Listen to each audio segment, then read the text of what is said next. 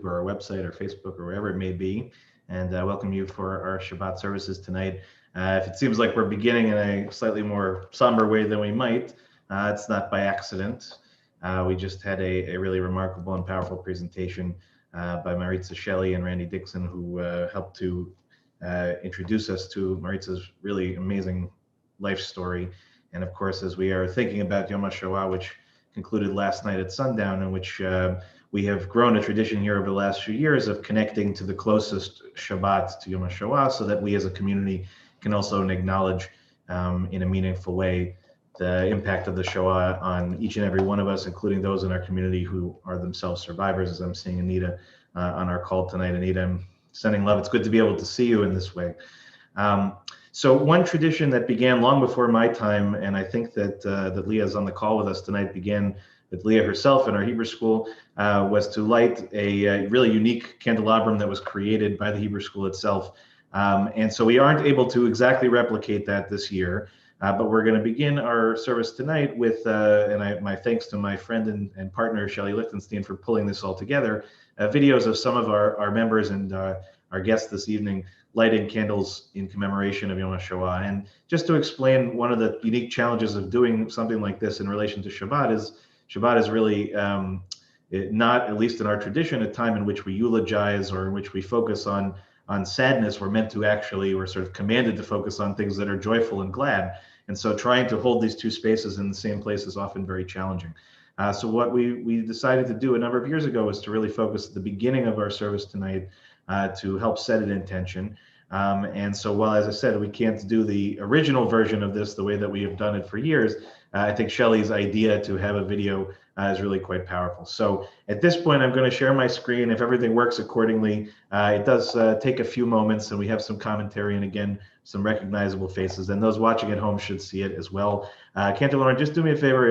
If you could watch the room and just let people in as it's coming. Once I share screen, sometimes that kind of makes that challenging. And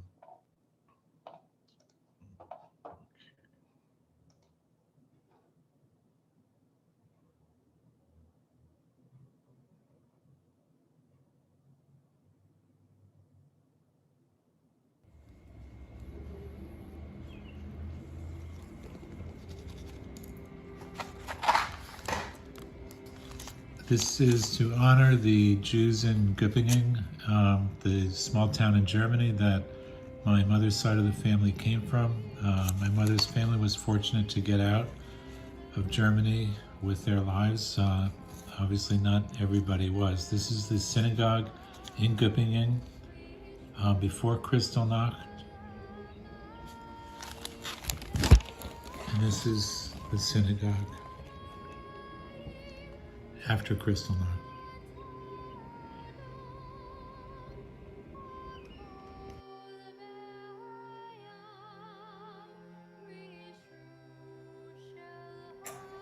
I am lighting this candle in the memory of my mother, who gave me life twice, the second time when she saved me from the Holocaust.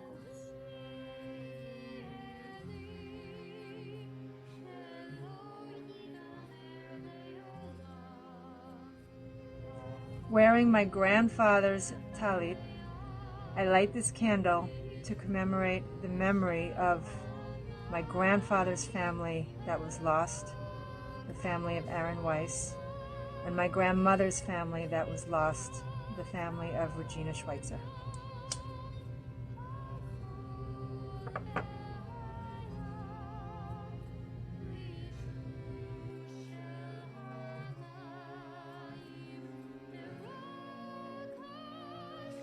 I'm lighting this candle in memory of the teachers, the intelligentsia, the students, those who resisted. They were amongst the first to be taken, and we will never forget.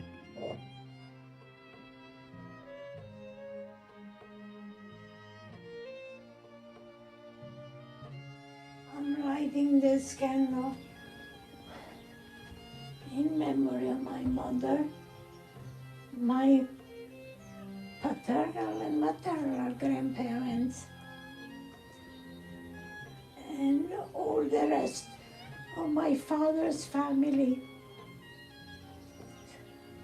that was destroyed during the Holocaust.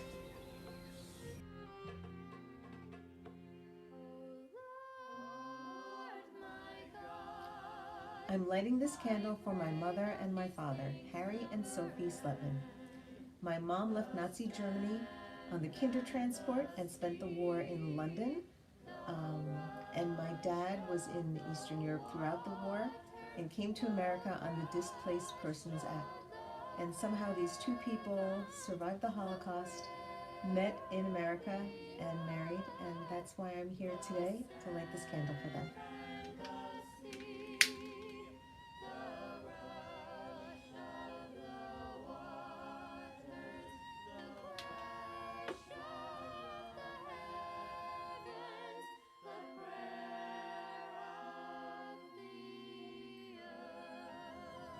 I light this candle in memory of all those who suffered and died during the horrific events of the Holocaust, and also to honor, in this week of remembrance, all those who survived.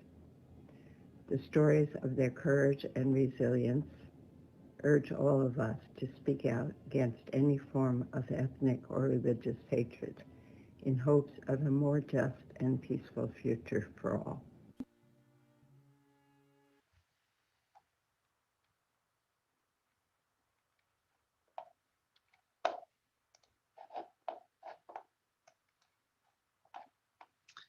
Thank you, Shelley, so much for pulling that together, and to all of our friends who helped to contribute to that.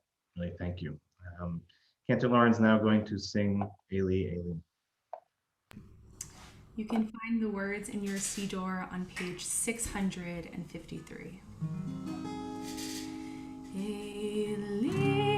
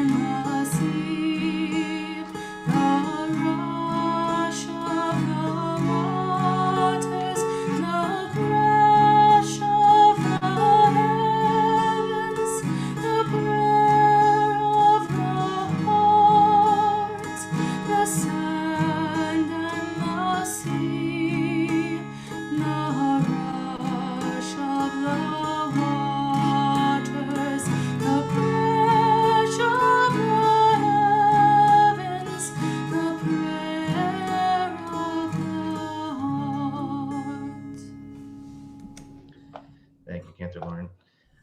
So before Cantor Lauren's going to help us to light our Shabbat candles this evening, I thought maybe just to give us all a bit of a moment, because as I said, on the one hand, we need to hold and to honor everything that we are holding in our hearts tonight, the complicated emotions, but we can't forget that there is a real obligation for Shabbat to celebrate with joy.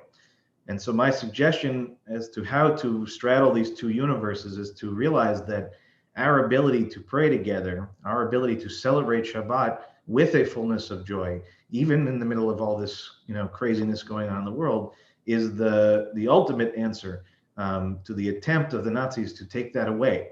So by being able to celebrate tonight and to sing, really, however you sing, to participate, however you can participate, but to do it not with a somberness, but with a realization that we are really, in essence, living the truest answer, which is that the Jewish people will survive and will continue on because of the strength of people just like Maritza, just like Anita, just like all the people mentioned in our video tonight. So let's each just take a minute for ourselves, and then Cantor Lauren will help us to begin our service of Shabbat on page 120. So just a few moments of silence.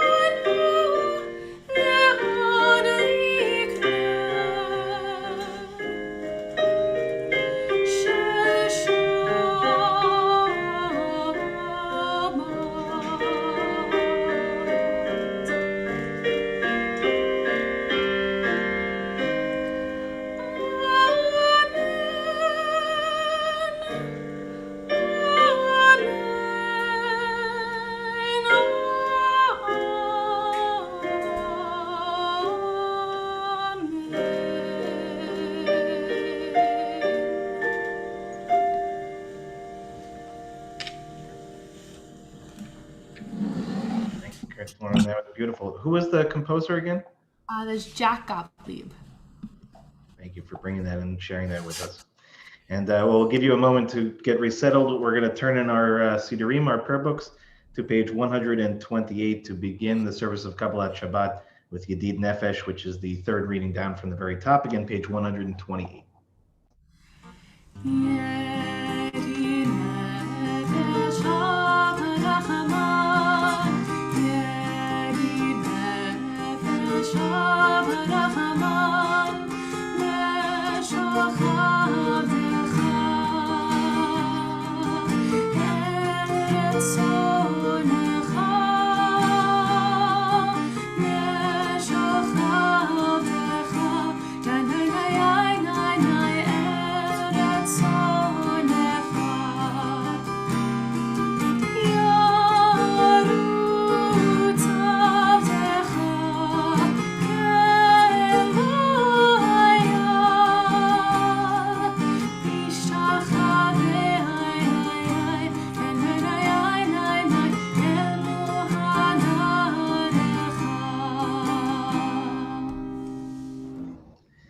Turn now to page 130 as we begin Kabbalat Shabbat at the very top of the page.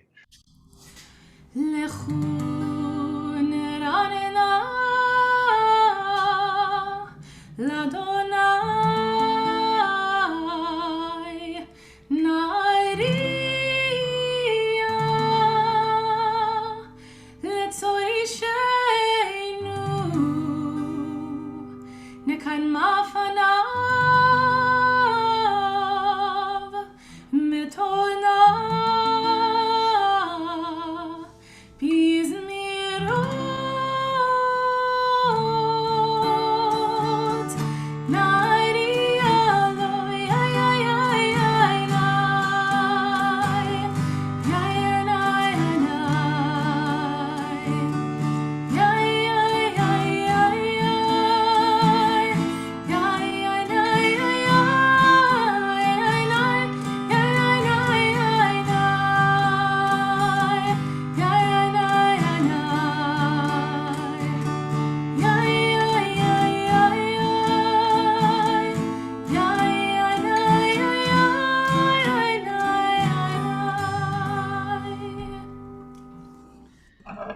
page 131, Shiru Ladonai, at the very top of the page in Hebrew.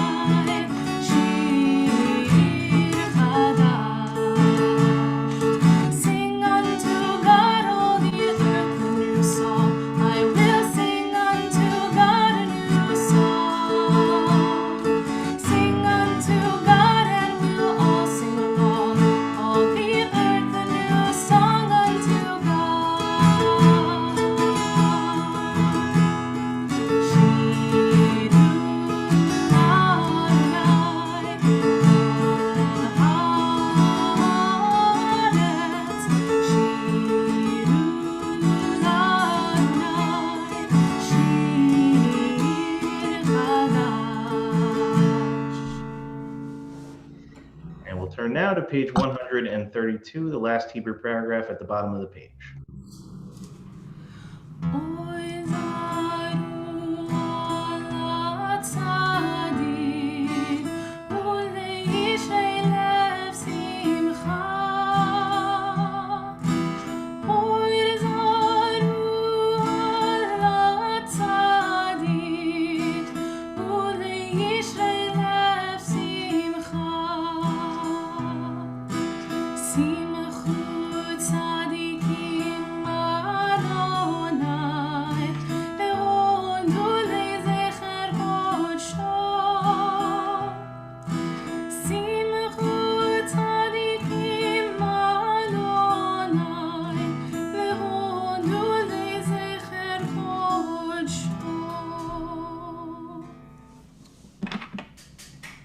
We turn now to page 134, Zamru Ladonai.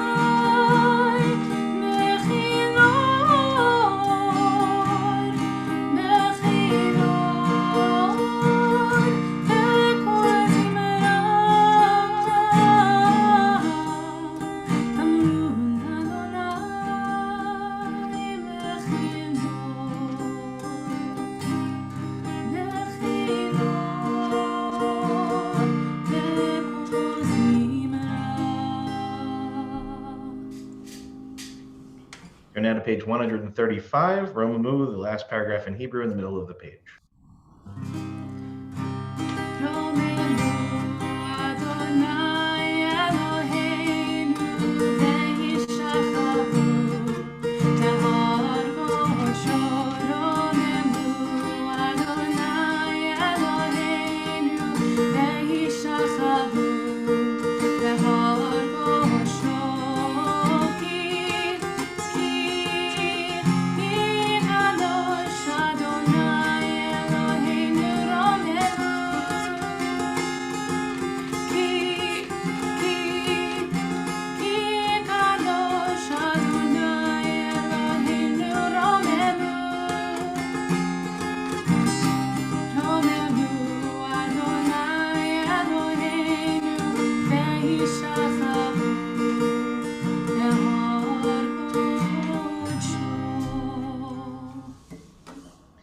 We turn to page 138 for L'Chadodi. A reminder, we'll do the first, second, fifth, and ninth paragraphs. Lecha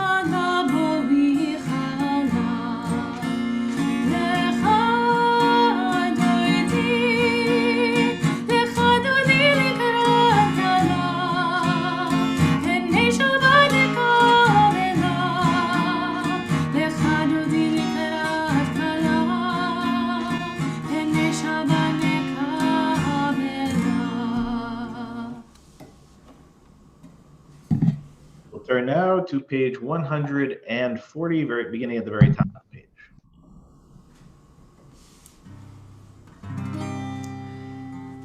מזמור שיר ליום השבת, טוב להודות לאדוני, ולזמר לשמך היום, ולזמר לשמך עליון. מזמור שיר ליום השבת, טוב להודות לאדוני, ולזמר לשמך היום, ולזמר לשמך עליון. להגיד בבוקר חסדך, באמונתך בלילות, עלי עשור בלילה, עלי היגיון בכינור. מזמור שיר ליום השבת, טוב להודות לאדוני, ולזמר לשמך עליון, ולזמר לשמך עליון. צדיק אתה מעריף ירח, כארץ בלבנון ישנא, שתולים בבית אדוני, בחצרות אלוהינו יפריחו. עוד ינובו בשיבה, דשנים ורעננים יהיו, להגיד כי ישר אדוני צורי,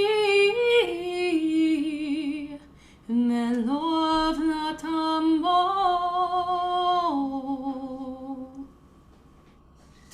Turn now to page 144 for the Chatzikash. יתגדל ויתקדש שמי רבה, בלמד דברי חירותי והמליך מלכותי, בחייכון וביומכון וחיי כל בית ישראל, בגדה בגדה ובזמן קריב, מהימרו אמן. יהי שמי רבה מברך, לעולם על מעלמיה יתמרח. יתמרח וישתבח, ויתפאר ויתרומם ויינשא, ויתהדר ויתעלה ויתהלל, שמי קודשה בריחו, לילה מן כל ברכתה ושירתה, תושבחתה ונחמתה, תמירם בעלמה, ויאמרו amen. Turn now to page 146 for the Baruch Hu. Am I awake? Am I prepared? Are you listening to my prayer? Can you hear my voice? Can you understand? Am I awake? Am I prepared? Marechu et Adonai, Hamevorach, Baruch Adonai, Hamevorach, Le'olam amen, Le'olam amen. Turn to page 148 and we'll read together in English at the bottom of the page.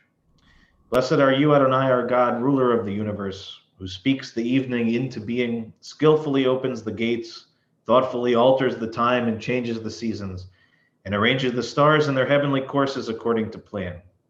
You are creator of day and night, rolling light away from darkness and darkness from light, transforming day into night and distinguishing one from the other. Adonai Tzvaot is your name. Ever-living God, may you reign continually over us into eternity. Blessed are you, Adonai, who brings on evening.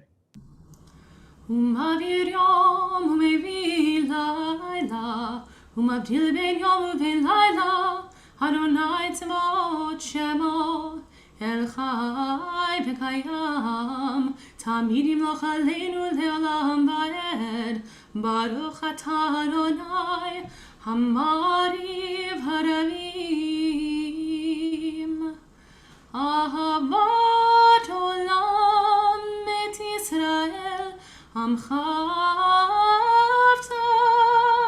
תורה ומצמור, חוקים ומשפטים, אותנו לימדת. על כן אדוני אלוהינו, ושוכנו וקומנו, נשיח בחוקיך, ונשמח בדברי תורתך, ובמצוותיך לעולם ועד. כי הם חיינו ואורך ימינו, ובהם נגד יומם ולילה. מאהבתך אל תסיר ממנו לעולמים. ברוך אתה אדוני, אוהב עמו ישראל. שמע ישראל, אדוני אלוהינו, אדוני אחד. Please join me on the top of page 154. ואהבת את אדוני אלוהיך בכל לבבך ובכל נפשך ובכל מאודיך, והיו הדברים האלה אשר אנוכי מצווך היום על לבביך, ושיננתם לבניך ודיברת בם בשבתך בביתך ובלכתך בדרך ושוכבך וקומך, וקשרתם לאות על ידיך, והיו לטוטפות בין עיניך, וכתבתם על מזוזות ביתך ובשעריך, למען תזכרו ועשיתם את כל מצוותיי והייתם קדושים לאלוהיכם.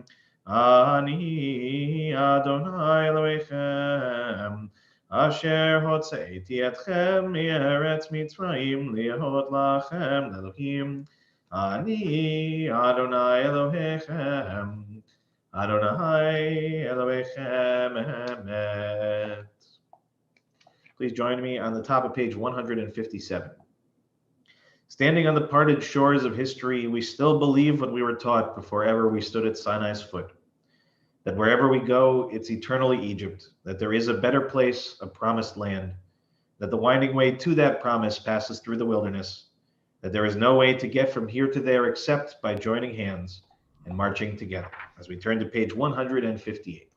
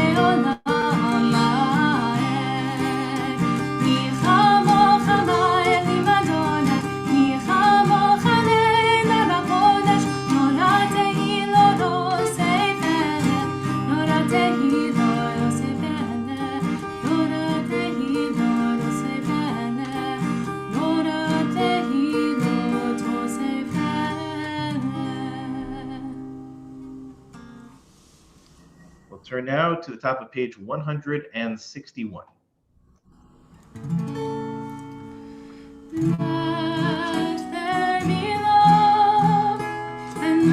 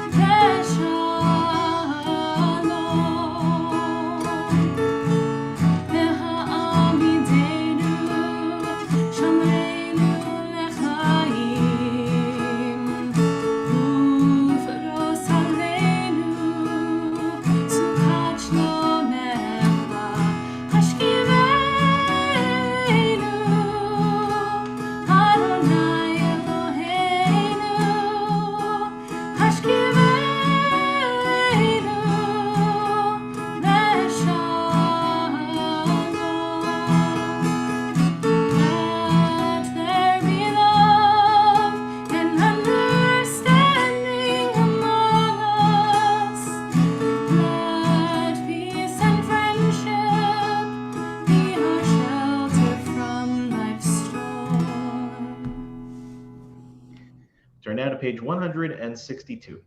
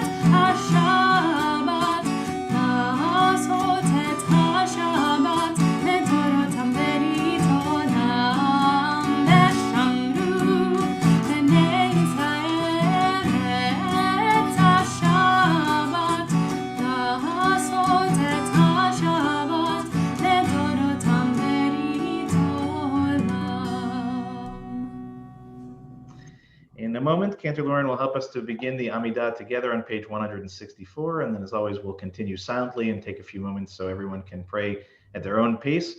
Again, we'll begin together on page 164 and then continue silently. Oh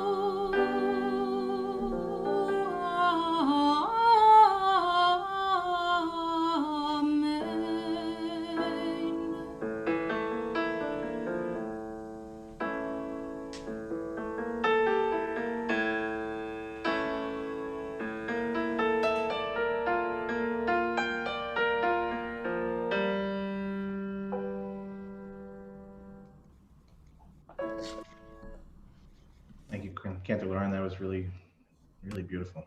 Our thoughts now turn to our loved ones, our friends, people we know well, people that we may know less well, but all of which are in need of healing. In a moment, I'll read a list of those that we're thinking of tonight in our community. But if you have additional names or names you're thinking of tonight, please feel free to add them into the chat or simply to hold them in your hearts. Tonight, our community is thinking of Gail Gambino, Dolores Michka, John Longy, Estella Gass, Sylvia Orn, Yerachmiel Ben Hinda, Paloma Chauhan, Samuel Moskowitz, Audrey Lubo, Chaim Leib, Andrew Edelman, Robert Posner, Joyce Weinberg, Rick Gold, Stu Pollack, Jane London, Catherine Guarino, Emunah Chava, Raina Walsh, Deirdre Klein, Stephanie Skitt, Judy Stern, Miriam Cornfield, Roz Brody, Hannah Ruth Batsara, Marlise Silverberg, Susan Spruce, Fagel Tzipora Bat Elisheva Batsara, Richard Gambino, Michelle Sawicki, Idol Basha Bat Yitzchak, Tui Menachem and Chaim, Rivka Bat Devora, Amy and Gavin Tucker, Janice Kurz, David Dowling, Neil Elliott and Eileen Rosen, Israel Ben Yitzchak, Ben Sion Ben Moshe, Lorraine Danis, Buddy Kossoff, Shelley Newmark, David Kyle Klopman, Rivka Bat Rachel, Sarah Bat Chana, Moshe Eliezer Ben Sivya, Peretz Ben Yehuda, and Leah Bat Naomi. And as we add the names of those that have been mentioned in the chat, we'll bring Cantor Lauren forward to help us in singing the Misha Berach together on page 371.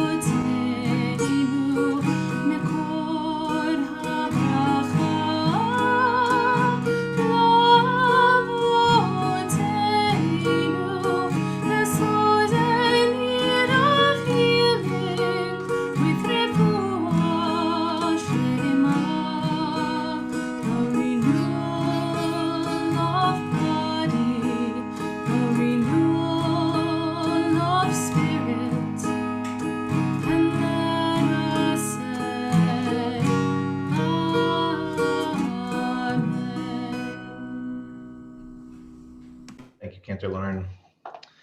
Shabbat Shalom, everyone. So this week, as you can imagine, my thoughts have really been about this commemoration of what we refer to as Yom HaShoah, the day of the Shoah. It's almost a strange formulation when you think about it, to be able to try to coalesce everything that we think and feel about the Shoah on a single day is in and of itself a discussion worth having. But there's another element of Yom HaShoah which I don't know that a lot of us really ever stop to think about. One of the other characteristics that makes it rather unique within the very complicated concept of what it means to be part of the Jewish people is that, on the one hand, it feels very much like a religious holiday. It is on our Jewish calendar, so to speak, but really the Yom HaShoah specifically is a holiday that emerged in the state of Israel. It is a modern holiday. And it does not follow, actually, in many of what we might assume to be more traditional modes of observing a commemoration of a dramatic loss of the case of the Shoah. And it's not that Judaism doesn't have somber holidays. It does.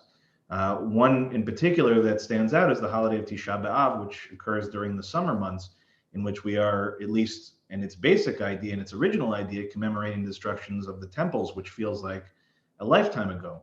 But that day, as you might recall, if you observe Tisha B'Av correctly, if you observe Tisha B'Av as it is traditionally observed, there is an important physical component to it, which is that we are commanded, or we are told that we are meant to fast, that we are fasting from sundown ultimately to sundown. And you would think, or at least one might observe, that a similar kind of reality would be used in the case of Yom HaShoah. Here we have, again, another traumatic moment in the history of the Jewish people, deserving of its own day of commemoration. And yet, that is not the tradition. It's not the tradition observed by the most religious or by anyone else on either side of the spectrum. So the question is, why is that the case? Why is Yom HaShoah treated differently than all of these other, let's call them commemorative or somber holidays? So it's not an accident. There are a lot of different reasons, but one ultimately in particular. And I want to just share a teaching from Rabbi Moshe Feinstein, who, for those that don't recognize the name, was one of the most prominent modern Orthodox rabbis. He was originally from Eastern Europe, but eventually ended up in the United States. He was president of the Aguda, I'm pretty sure, for a while, like the sort of organizational, structural systems of Orthodoxy in America. And he wrote a book, which for anyone who studies halakha, Jewish law, it becomes a fairly common book to have as a resource. It's really a compendium or collection of several volumes known as the Igrot Moshe, his name being Moshe in Hebrew. And in the Igeret is, closest translation, I guess, would be an epistle, a sort of letter of religious significance. And mostly what it is what we call Sheilot Uchuvot in Hebrew, questions and answers. And so someone at one point poses the rabbi a question and says, why? Why is there no fasting on Yom HaShoah? It seems that of all the things to commemorate in that kind of way and to remove ourselves from that element of joy and celebration, wouldn't it seem like a logical thing? So Rabbi Feinstein teaches as follows. He says, it would have seemed appropriate to have established some designated day for fasting and prayer for the Holocaust. And you wonder why nothing has been done in this regard. But the answer he teaches comes actually in one of the kinot. Kina is a sort of a dirge, I guess would be the closest thing, a sung somber melody or story about something terrible that has happened.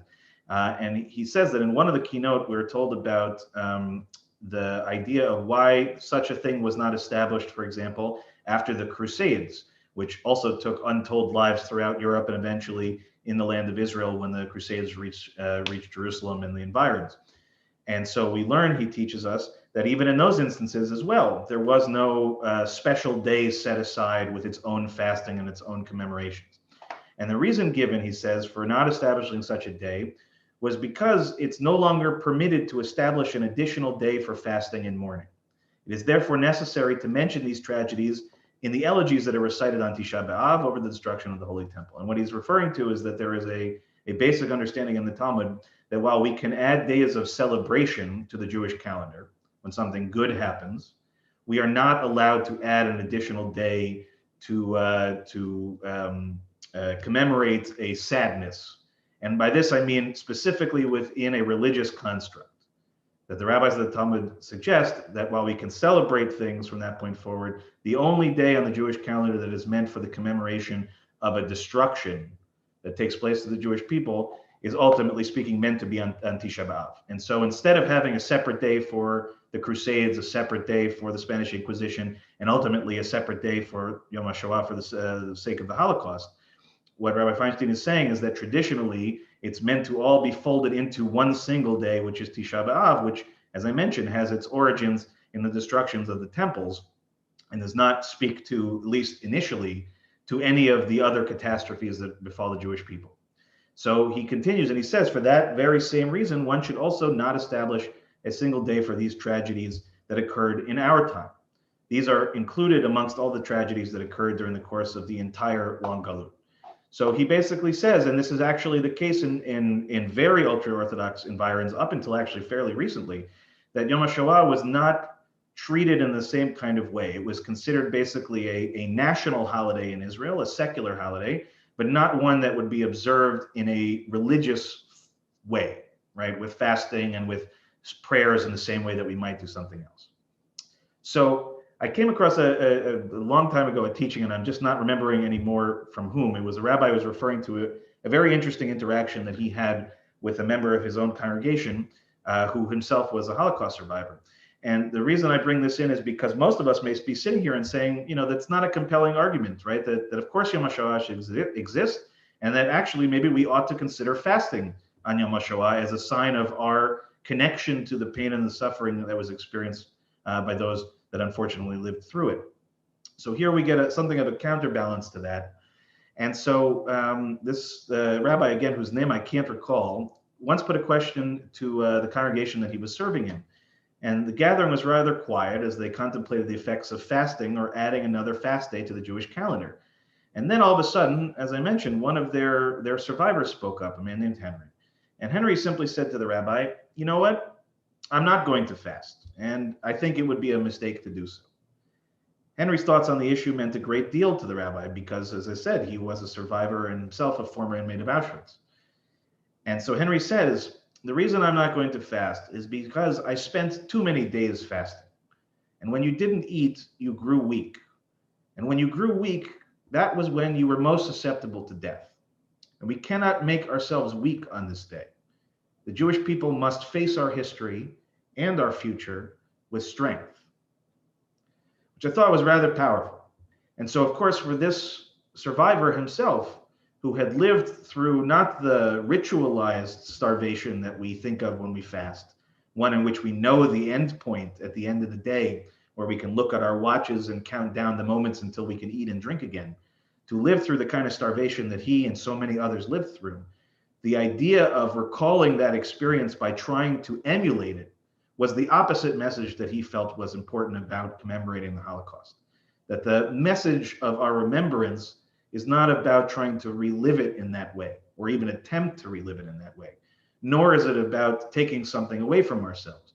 But as he says, the holiday really ought to be based in a different kind of orientation, somewhat close to what I mentioned at the beginning of our service, that one of the ways in which we remember and one of the ways in which we answer the unthinkable nature of the Shoah is to do precisely what we are doing tonight and what we have done every night together as a community long before my time, and that Jews all over the world have done over this last week, which is to celebrate the fact that we are Jewish and to do so from a position of strength.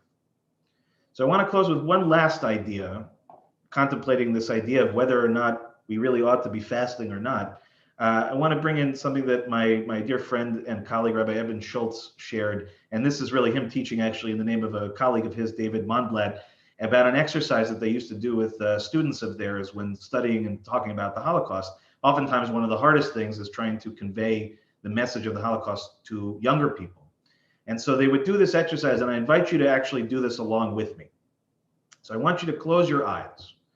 Okay, I want you to picture in your mind, as closely as you can, picture one dot. Okay, one dot. And you should be able to picture that one dot. And now when you're ready, I want you to duplicate that. I want you to picture 2. Okay, and now I want you to picture 4. Now 8. Now 16. Now 50. Now 100. Now, my guess is at this point, you have a basic picture in your mind. But if we begin to now say, try picturing 100,000, to try picturing 1,000,000, to picture 6 billion, to picture 11 million, it is an inconceivable, impossible task. And you can open your eyes now if you choose. No matter how wonderfully bright and brilliant each of you are, no matter how powerful your brains are, none of us can complete this exercise because the number is unfathomable. The numbers are simply beyond our capacity to understand or to even begin to internalize. And what I would like to posit as an additional reason why fasting is not the appropriate response to the Shoah is because the Shoah is not like anything else. It is incomparable. It is unfathomable. It is beyond our capacity to relate to in an emulating kind of way. And I think to try to mark the Shoah in the same way that we mark other things, as tragic as they may be in our tradition, is not actually going to help us to internalize what the experience of the Shoah was for those who lived through it, those whose lives were taken. And ultimately speaking, our responsibility, as our wonderful guest speaker Maritza spoke about earlier, one of the great challenges that we all face is that in time, by definition, we will lose the voice of the survivors, at least the ability to convey those messages with the nuances while being with us. And so each and every one of us is going to have the responsibility of continuing to mark and observe and honor and really commemorate in the most serious means. what this holiday is and ought to be. And while I, as a rabbi, am a big proponent of Jewish ritual, of Jewish celebration, and also Jewish commemoration, of using the mechanisms of our teachers and our sages and our rabbis who have constructed many different ways for us to open ourselves emotionally and cognitively and spiritually to the various kinds of experiences of life, I think it actually is very appropriate that Yom HaShoah is not observed in the same way as anything else. And that while we here in the United States or those living outside of Israel do not experience the holiday in the same way, for example, that those in the state of Israel do, that I think that being able to keep this holiday in some ways disconnected from the more traditional religious response, I think is in fact more honoring and more appropriate for our understanding of what Yom HaShoah is about. And I would just simply say that as one last piece, as the anonymous teacher before said, this idea of trying to meet the moment and the future ultimately with strength. And one of the other things I would suggest is that rather than fasting, which is a purposeful, self-determining or self-detrimental way of experiencing life, right? Taking away things from ourselves to try to make ourselves feel something and understand something. I think with Yom HaShoah, we really ought to take the opposite approach. And what we did tonight, for example, by welcoming Randy and Maritza to share Maritza's story, is precisely that, right? Is to, in essence, fill ourselves up, fill our hearts, fill our souls, fill our minds, and ultimately fill our conscience with the stories of those, again, who've lived through it and those who shared their stories who unfortunately their lives were taken. And that ultimately speaking, this should be a holiday not in which we are adding to the loss, right? Fasting and taking our attention away in that kind of way. But instead, I think actually taking the opposite effect and making sure that each Yom HaShoah and each week in which it appears, that we individually and communally take the responsibility of immersing ourselves in the stories and the narratives, and ultimately speaking in the lessons that are shared with us. And again, my deep appreciation to Maritza for being with us tonight and for sharing again her story. And for those that weren't able to join us at 5 o'clock, Maritza was kind enough to let us to record it. Anybody who would like to be able to view it once Shabbat is over, I'll be able to share it in that way. And I hope that each of us will take the Shabbat, as I said, on the one hand, still celebrating Shabbat as we always do, but also with that knowledge that the only reason that we are really able to do this and to celebrate is because we have done everything that we can, everything in our power to make sure that we never forget certainly the horrors of the Shoah, the horrors of the Holocaust, but also the courage and the determination and even the moments of beauty that were brought out by people just like Maritza and Maritza herself. So with that, I wish you all a Shabbat Shalom, and I hope that my words tonight had some meaning. And I really, again, just deeply moved by our presentation earlier, and I think I really hope more of you will have a chance to see it on the recording. So again, with that, I wish everyone a Shabbat Shalom. And before we do our Amidah on page 586, we'll take this opportunity to mark the counting of the Omer. And so for anyone who would like to join me, we're on page 570 in our prayer books, 570. And we will begin, as we always do, with our intention setter at the very top. You're welcome to join with me at home. Hineni muchan u'mezuman lekayem mitzvat aseh shel sfirat ha'omer. Baruch atah Adonai Eloheinu melech haolam asher kitshanu b'mitzvotav v'tzivanu al sfirat ha'omer. Our praise to you, Adonai, sovereign of all, who hallows us with mitzvot, commanding us to count the Omer. Hayom 13 yom shehem shvua achad v'shisha yamim la'omer. Today marks 13 days, which is 1 week and 6 days of the Omer, as we count our transition from Exodus, from slavery ultimately to Mount Sinai and to the receiving of the Torah in a few weeks when we celebrate the holiday of Shavuot. With that, I'll welcome everyone who chooses to turn to page 586 and to join me for Aleinu at the very bottom of the page. Aleinu l'shabeach l'Adon ha'kol l'tehet kedula li'yotzer breshit shelo asanu kegoyei ha'aratzot velo samanu kemishpachot ha'adama shelo sama chelkenu kahem vegor aleinu kechol hamonam ואנחנו קוראים ומשתחווים ומודים לפני מלך מלכי המלכים הקדוש ברוך הוא.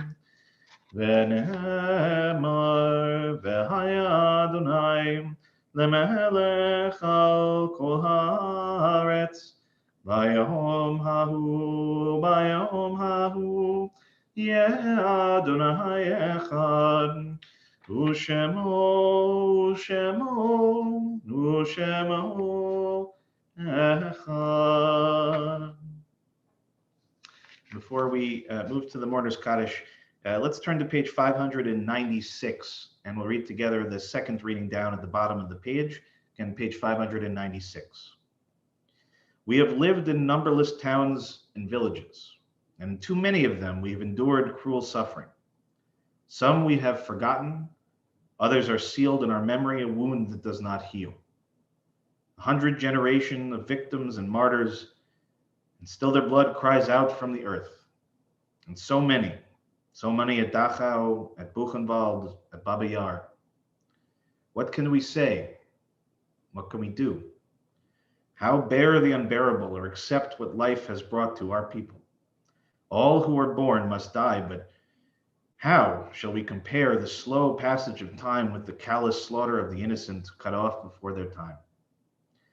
They lived with faith, not all, but many. And surely many died with faith in God, in life, in the goodness that even flames cannot destroy. May we find a way to the strength of that faith, that trust, that sure sense that life and soul endure beyond this body's death. They have left their lives to us. Let a million prayers rise whenever Jews worship.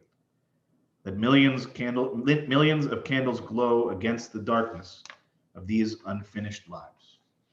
And as we hold in our hearts and our minds those of our family, our friends, our community, the Jewish people as a whole whose lives were taken in the Shoah, we also now add to those names the names of those in our community who we are thinking of who have passed in recent months. Miles Ambrose, Morris Dickstein, Fred Eber, Edwin Friedman, Sandra Furman, Lucy Gladstone, Lois Herr, Phyllis Katz, Jeanette Kopp, Madge Judith Parcher, Steve Popkin, Danielle Lisa Rigg, Paul Silver, Virginia Tizer, Marjorie Weinberg Berman, and Ann Weiss.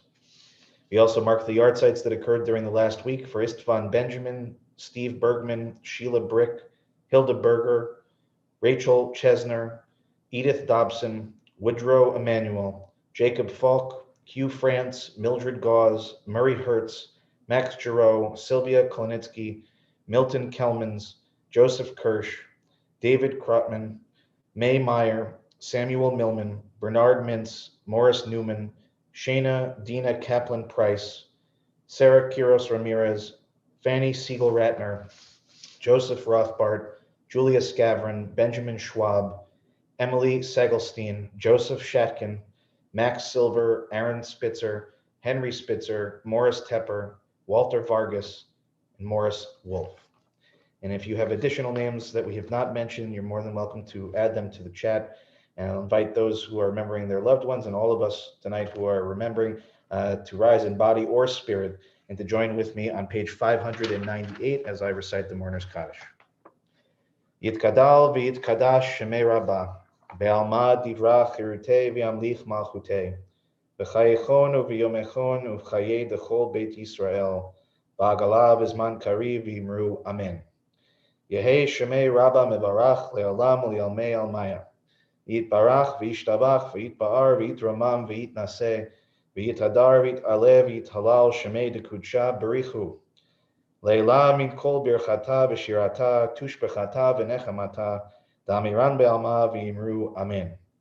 Yehei shalama Rabbah bin Shemaya v'chayim aleinu v'al kol Yisrael v'imru amen. Oseh shalom b'mramav hu ya'aseh shalom aleinu v'al kol Yisrael v'imru amen. We say together, Zichrona Livracha, may their memories always be for a blessing. If you're standing, you may be seated. And it's now my privilege to invite up, and I know this is a hard ask of my dear friends, the Krotmans, and in particular, Howard, I'm going to bring you up here. I know you're ready to go, and I'll give you a chance to unmute here. And Howard has been a board member, it feels like almost since you guys got here, which feels like a lifetime ago. And Elena, who has done literally everything that we could possibly ever ask at the temple. So to have both of you here tonight to read our announcements is a real treat.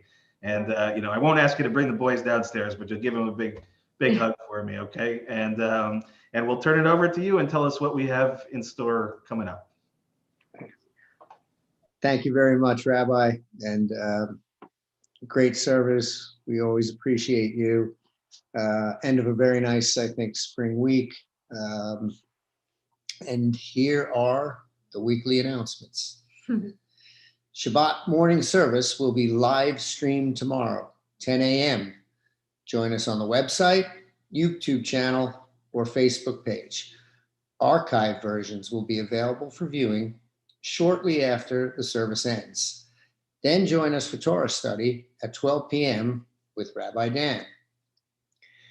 Knit a mitzvah. That's new. I hadn't heard of this. Knit a mitzvah is on Monday at 11:30. I assume it has to do with knitting.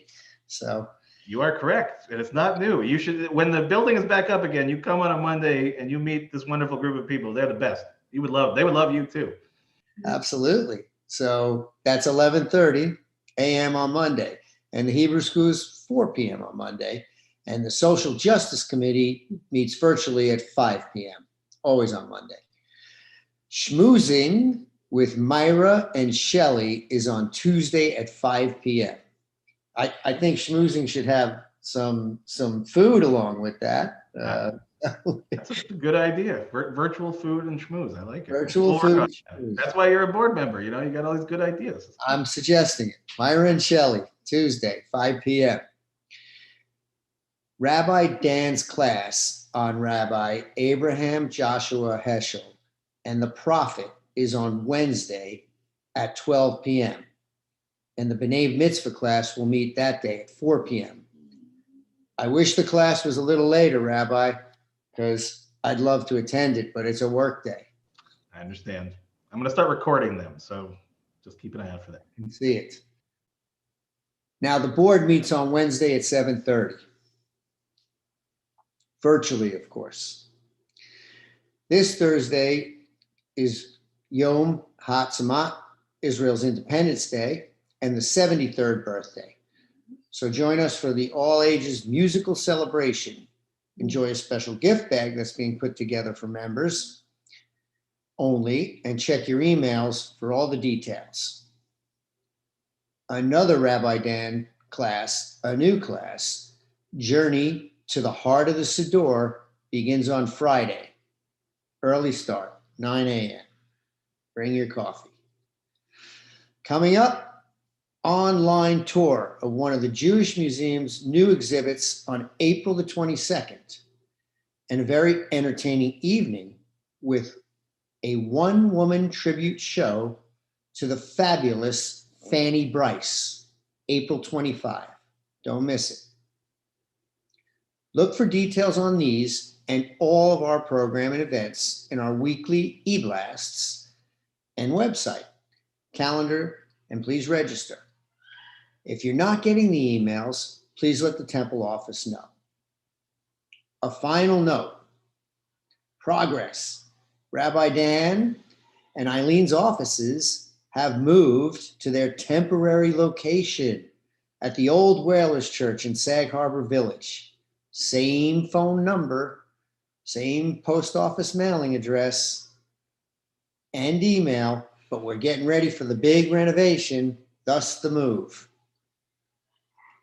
Renovation coming soon. We welcome you to join us after services tonight for a virtual Oneg Shabbat. Everyone, please join us. Thanks again, Rabbi Dan, and everyone, have a great Shabbat. Bravo, bravo, bravo. Excellent.